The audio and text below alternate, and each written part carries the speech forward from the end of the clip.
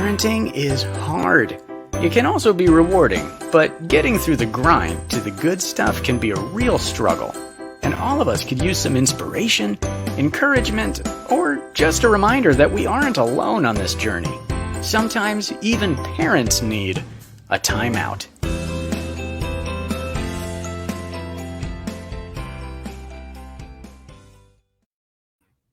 Hey parents, welcome to Parents Time Out. This is the time during the week, it's Wednesday by the way, where we just stop, we take a big deep breath, we sit down, and we have conversations about stuff that parents want to talk about, and we learn from each other. And tonight, we're going to be talking about money. 80% of what kids learn is from their parents, and that includes what they think about money. And this week's guest is Wes Botto. He's a CPA. He's also a CFP. That means Certified Financial Planner. He's also the dad of 3. And I have observed personally, he and his wife, Haley, being very intentional in the conversations they've had with their kids about money and generosity. So tonight, Wes is going to share ideas with us. He's going to answer your questions. And also, hi, Wes. Hey. Wes is also my son. He has been his whole life. That's right. His whole life. Yep. Wesley, thanks for joining us. What did I leave out? Thanks for having me. This is great. Yeah. I think you hit it all. Yeah, I think maybe the only other thing I would throw in is that a lot of what I'll be talking tonight reflects exactly what you said, that most of what I've learned comes from parents. So we'll see. Ruh-roh. Well, and actually a funny thing, I don't know if I told you this, Wesley, I was not the one that invited Wesley to be on here. Beth Peary is one of the producers for the show, and she knows you, and she thought you would be a really great person to share on this. So, yeah. Thanks, Beth, for thinking of Wes. Thank you, Beth. So, Wes, let's get right into it. Okay? You ready? Yeah. I'm ready. Parents, if you're watching, go ahead and ask questions that you might have for Wesley.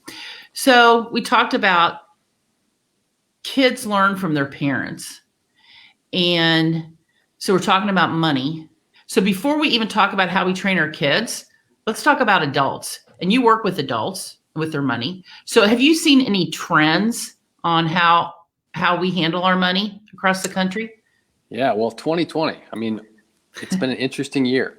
And I think that one of the things that this year has revealed, there was a study that showed that less than half of Americans can take an emergency expense of $400, that they don't have the emergency savings to handle that. And I think that we're seeing that this year. Obviously, some people this year are doing fine, and others aren't. And I think that's what's really fun about this conversation, talking about kids, is because what we're trying to do is kind of change that trajectory. Yeah. So, okay, you say don't have, how much of an emergency fund should we have? Yeah, so I mean, a good rule of thumb when you're working in your working years is around 3 to 6 months of your expenses. That's a good starting point. Dave Ramsey would agree with me on that.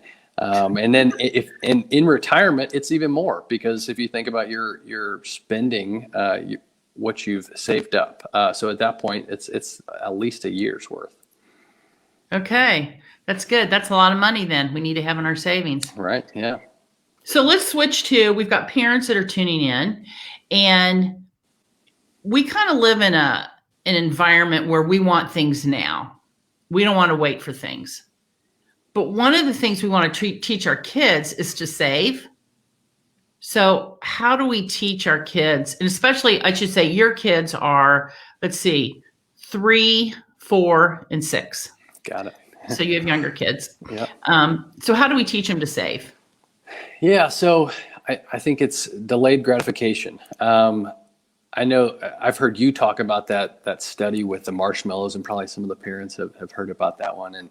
And so, for example, with Jed, I want to say he was 4 or 5 at the time. We were walking through a gas station, and just like any 4 or 5-year-old kid, sees candy and gum and chips and everything, and he wanted some candy. And I told him, okay, it costs $1. You can have that, but you're gonna have to wait longer to be able to get that Nerf gun that you've been talking about every day.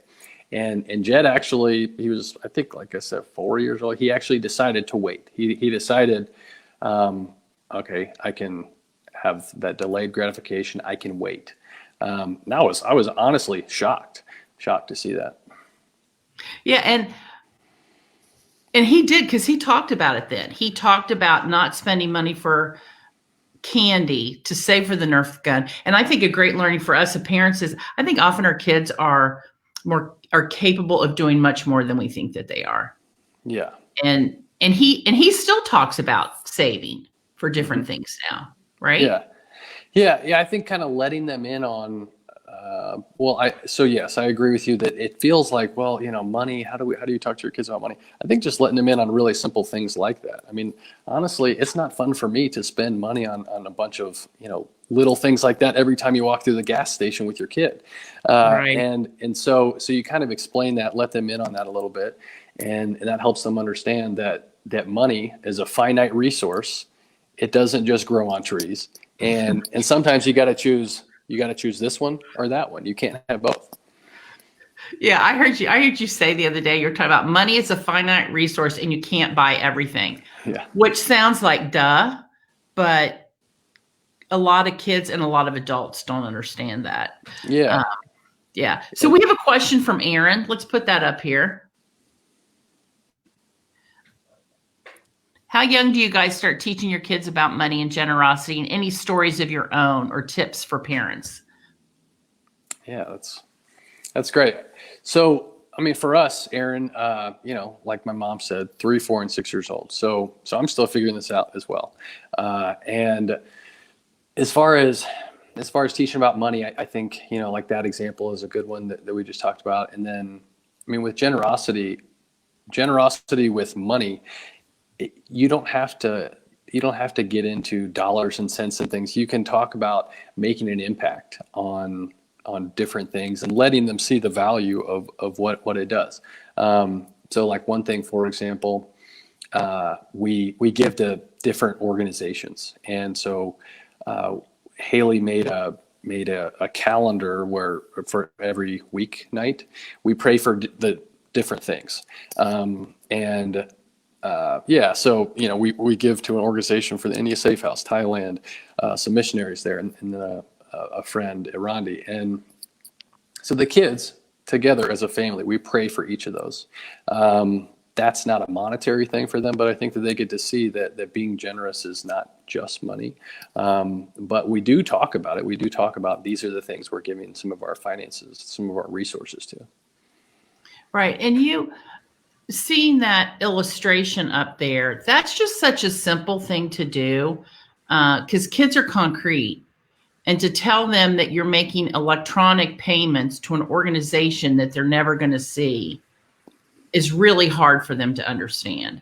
Mm-hmm. So I think that prayer calendar, and I've been over there on one of those nights, and you guys will look at the calendar, and then the kids will pray for those things. And that's the sweetest. I mean, hearing their prayers for. Yeah. I think it makes it real to them. Yeah, it makes it real to them. And you also, I know you have intentional conversations about where your money's going. You talked about coming to Kids Club, and so tell us about that, like how you talk to them, how you show them concrete examples. Yeah. So well, you gave a good example of giving electronically. And so, like they say every time when they collect money at Crossroads or whatever, the way that I give is electronically through the Crossroads whatever. And so we explained that, one of the things that we give to is Crossroads. And what do you think that buys? And one of the things is like snacks, so it just makes, and they love the snacks. And so it makes it real to them. Here's what some of the money that we give, it's actually buying you snacks that you enjoy at Kids Club. Yeah. And, I got to say, when I've heard you talk about that in all the years where we went to church, I never thought to say to you all, oh, that craft you just made, by us investing our money in this church, that helped support that. So, Yeah. well done, Wes. Yeah, I'll tell you. I mean, I've told you this before, that one of the biggest impacts that I saw as far as investing in something that made a huge impact on me was when you and Dad decided to adopt Anastasia. Now, I was 18 at the time, and I got to see the impact. I got to see, this idea of investing in something, investing in people, investing in the kingdom, and so it's not just all about building up your retirement account or building up your savings account. It's a great way to invest. There's a lot of other great things to invest in beyond a Roth IRA or IRA. Right. And that's like bringing that up. I don't know if you remember, but when we felt like we were called to adopt, we sat you kids down and talked about it. And as a family, I mean, because we had to make some sacrifices. At the time, we had a van with no shocks in it. And so we had to make some sacrifices. And then you guys were a part of it. And I don't know how that maybe impacted you, because the adoption journey is not always an easy journey. So I don't know how, did you feel like you were part of the decision? Yeah, definitely. Yeah, definitely. It felt like it was a family thing.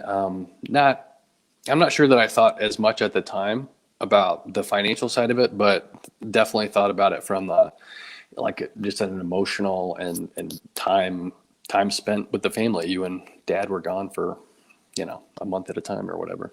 Right. But yeah, definitely felt a part of it for that. Well, another thing I want to talk about is you and Haley are very intentional. You've always been a really intentional kid, now an adult. So you look at milestones as far as finances with your kids. Yeah. And why don't you tell us about what you did when Jed turned 6? Yeah. So when he turned 6, and I'm a numbers guy. I'm kind of a numbers geek, whatever, and so I was so excited to open up a savings account for him. And I got him, somehow I was able to get him excited about it too. I think part of the reason is because the bank has suckers every time he goes. So he knew, he knew that if he had an account there, he was going to be going there a little more often. But yeah, we went to the bank together, and I had him tell the teller, or ask the teller, I'm here to set up an account. What do I need to do? Whatever. And so he wrote his name on the slip, and he took responsibility for some of those things, and now he keeps his little savings account book, and then so I mean, one funny example, I think of Aaron's question, how young is too young. A funny thing, Aaron, that I did one time was it was right after Jed opened that, and I tried to explain compound interest to them, and I did. Gosh. And I did it. I think I did okay. I don't know. You'll have to ask Kelly. But I did it in a way where I had pennies and dollars, sitting out, and tried to explain that. I think probably that wasn't the best example. Like, it probably went over their head. But they also didn't hate it, and so I just tried. I think there's nothing wrong with just kind of trying and seeing what happens. Worst that's going to happen is you waste a few minutes. That's right. Well, yeah. But you talking about it, as far as before you even went in there, you trained him on, okay, this is what you're going to say to the teller.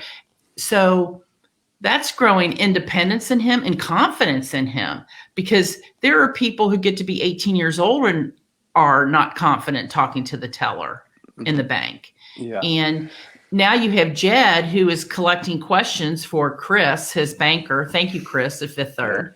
Yeah. And he actually has gone in and seen Chris since he opened his account, hasn't he? Yep. He's seen him a few times. Every time he comes in, because sometimes, Chris is busy and meeting with another client or customer or whatever. And so he always wants to go and talk to Chris. I wish I would have done a better job writing down all the quotes, but he had, one of the best quotes that he said right after that, he was really thinking about this savings account thing, and it was a very hard concept, that you just give money and then it kind of goes away, but you see it on a computer screen. One of the things he said was, Dad, what happens when my bank account is full? And so it's good to get them thinking about these things. Yes, that is very good. Yeah, Aaron thinks that's kind of she said impressive, talking to him about compound interest. Yeah, and it in that situation, like I said, it's more than just teaching him about money. You're just teaching him to communicate with adults. And Yeah, there's a lot of other stuff wrapped in there for sure. what mistakes do you think parents make as far as training their kids about money? Yeah, that's a good question. I think money is kind of like some of the other sort of taboo topics like sex or whatever, where it's not, it can feel like a difficult thing to bring up, or, well, I don't want to burden my kids with talking about money, or maybe I don't want them to think too much of us, or, whatever. But we just try to be fairly transparent. Obviously have some judgment there, but we just try to figure out easy ways to let them in on that. Where are we giving to? Also, if there's big purchases, dad just bought a car, or, he waited as long as he possibly could and then finally did. And, so just letting them in on little things like that, or we're saving up for a tree house. And, when we told Jed that we were doing that, saving up for a treehouse, he wanted to make it happen as soon as possible. So he started going door to door asking for donations for his treehouse. Oh, gosh, I didn't know that. Yeah, he's very entrepreneurial and not afraid to ask. So, yeah. That's good. That's good. I wonder, why is money such a taboo subject? Because it is. I mean, I remember when I was a kid, and my dad would write a check and put it in the offering plate, but he would always fold the check up, and I was never to look at it. Yeah. Yeah, it's an interesting. I think that there can be a lot of shame. For some, it's shame. For some, it's pride wrapped up in there. And then, I mean, if I think what you said is true, and at the top, where you said 80% of what we learn is from our parents. I think that's what you said, right? Mm-hmm. Yeah. Something like that. And so if we didn't hear about it from our parents, and then it's going to be really hard for us to talk about it to our kids. So I think a really great thing to do is just kind of open up that conversation. And I think that's the only way to make it less taboo. Because really, once you start talking about it, you realize that the kids can be engaged in that conversation, and it's really not as hard as it might seem. Right. I know for me, we've talked about the story. I was in the store that used to be McAlpin's, and now it's Dillard's, with your older sister, Rachel, and she wanted to buy something. And I said, no, we can't afford it. And she said, well, just charge it. Yeah. And I thought, shoot, I haven't explained to her. And then I tried, but I know even telling her, I think she kept arguing with me. And so finally I just said, we can't afford it. And I think as a parent, sometimes we don't want to tell our kid that we don't have the money to pay for something. But what you said earlier, as far as money's a finite resource and you can't buy everything. Yeah. It's actually a good thing to tell them that. Yeah. And I think go ahead. No, go ahead, Wes. So, some of these topics, I mean, just like bringing in more than you spend, not spending what you don't have. Those are concepts that you can go ahead and start early. And I mean, I think we all know 40, 50, 60-year-olds who haven't fully grasped those concepts. So, yeah. Right. Yeah. We've got a question from Tracy. Hey, Tracy. When your kiddos receive money for birthday or Christmas, do you have them divided up between things, tithing, saving, spending, etc.? And how do you teach cheerful giving? Good question, Tracy. It's a great question. Yeah. So as far as, Tracy, it's funny, dividing it up. I can tell you that early on with Jed, especially because he was the first and we're, figuring things out, that oftentimes, I'm going to be honest with you, if he got money for Christmas, we're putting it in our account. And then we would be like, he'll get it. He'll see it eventually. But yeah, so we honestly, we don't have a great system with that for the kids as far as gifts goes. What was the second part of that question? How do you teach cheerful giving? Yeah, I think a couple things. I think about the organizations like that we give to, and well, one, I think figuring out ways for them to get involved, like praying for them is a cool way. We talk about them because we have, this like posted on our wall. And then also, things like for the girls in a safe house, the kids have drawn pictures and colored and, sent stuff to them. So they kind of feel like they're giving something as well, even if it's not their money. They get excited about that. That's a great idea. Because we gave to big organizations when you guys were little. I don't think I ever thought about having you write letters or draw pictures. That's such a simple way to have them be a part of it. Yeah, I can't take credit for that one. That was all Haley. So. That was Haley, yeah. Of course, yeah. Of course, the art. Let's see. So thanks, Tracy. And John has a question. How do you focus on building into your kids so they have generous character? Sometimes fearful of kids growing up entitled. Yeah, that's a great question. I don't know, Mom. I'm interested to hear your thoughts on this as well. As far as, so my perspective on this, I think that just living fairly modestly, living within your means. I think your kids pick up on that, and I think that if you're stretching beyond what you ought to, they pick up on that as well. And when they're young, do they notice certain things like the brands and stuff like that? No, but as they get older, they do. And so I think that some of that, they pick up on those things. Right. And I think it's interesting, John, that you're talking about generosity and entitlement in the same question, because I think the more we give our kid, let me do this the other way. The more we give away to other people, the less entitled kids feel, because the more we give to people, the more they grow that generous heart, because giving to others isn't just for the recipient, it benefits us too.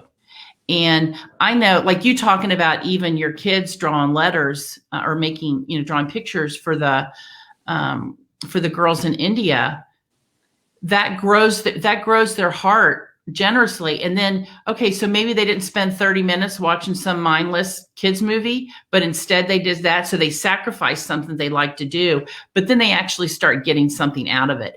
And if you can do it, John, where they're being generous and giving to people where they can actually see the recipient, receive the gift.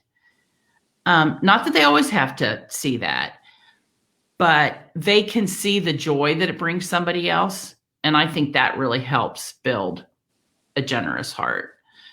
Just letting them just start practicing, even at a young age. So Wes, as we're talking about entitled, as we're getting ready to go into Christmas, I know a lot of parents are kind of stressed out about this. What encouragement would you give to parents around Christmas spending? Yeah, around Christmas spending. Well, so it's interesting. I mean, again, I'm still I feel like I'm still figuring this out, having a 6-year-old. So at this point, this will be the 6th time I've done Christmas with kids. But I'm always amazed at how little they really need. Right. And sometimes we do this to ourselves, where we think that, oh my gosh, they need this or they need that or whatever. But the reality is, if you get them one thing and you make a big deal about it, then they'll think it's the best. And so I know that maybe sometimes we compare ourselves to the family across the street, or we compare ourselves maybe to what we got as a kid, or a relative or something. But I think the kids probably aren't really doing that comparing. I don't know, maybe teenagers do more of that, but certainly not the kids probably under 10. So I think kind of let yourself off the hook. Yes. Hey, right now your kids probably aren't going inside many other people's houses anyway, so they're not going to know what they got for Christmas. So it might not be that big of a deal. Right. Yeah. I have talked to so many, it's mostly mothers recently, where they're asking their friends, how much do you spend on Christmas gifts for each kid? Because they want to spend the same amount. Mm-hmm. And I would just love for people to be able to just spend what they're able to. Right. And not what across the street. Yeah. So how do you, what about if you have extended family members that just give an overabundance of gifts to your kids? Any ideas for that? If you feel like they're just getting too much from somebody? Like your own kids? Or is there too much? Yes. Man, that's an interesting. Haley and I talk about this some, and I think, I don't know. There's a lot of different ways to go about it. One way is, if it's a gift, it's a gift, and you can accept it. And so if it's a bunch of gifts that you don't want, you can throw stuff away. When they go to sleep, they might remember it, but they might not. And so you can kind of sneak it away. But if it feels like a lot and you're not sure how they're going to take it or how it's going to affect them or whatever, but it is truly a gift, I think we can accept, good things. Sometimes it's not easy, but I think we can accept it. Yeah, I agree. I've had parents who are upset because of the abundance of gifts that, grandparents or aunts and uncles are giving.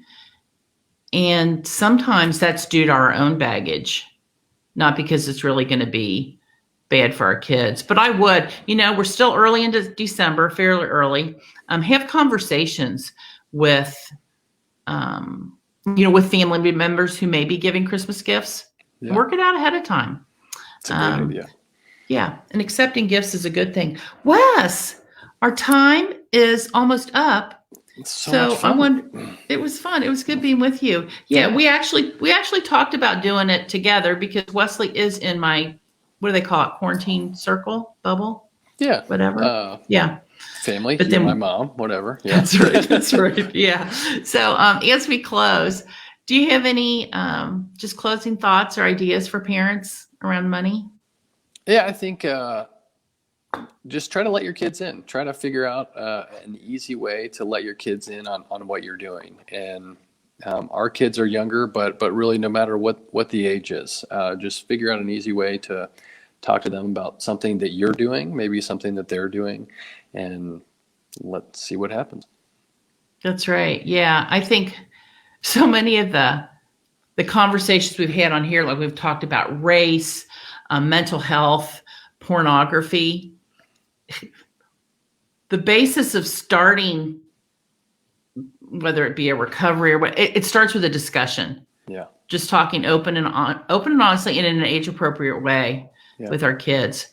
Well, Wes, great having you with us. Thank you for having me. I'll probably see you in this dining room here. Yeah. Probably tomorrow. That's right. Great. And for those of you who are watching, this is our last episode of 2020. We'll be back in 2021. And as we continue in 2021, if you have ideas or if you would like to give us feedback on what you'd like to see in the future, just raise your hand down in the comments and then we will get with you. So have a great Christmas. Don't stress out about what the neighbors are getting their kids. And actually, kids like boxes. Oh, here's my tip for you. Get appliance boxes. I gave my kids an appliance box one Christmas. It was an awesome gift. Yeah. So don't stress out. Have a great Christmas, everybody. And we'll see you in 2021. And thank you to Jason Eads and Beth Peary, who are behind the scenes and make this happen. Good night.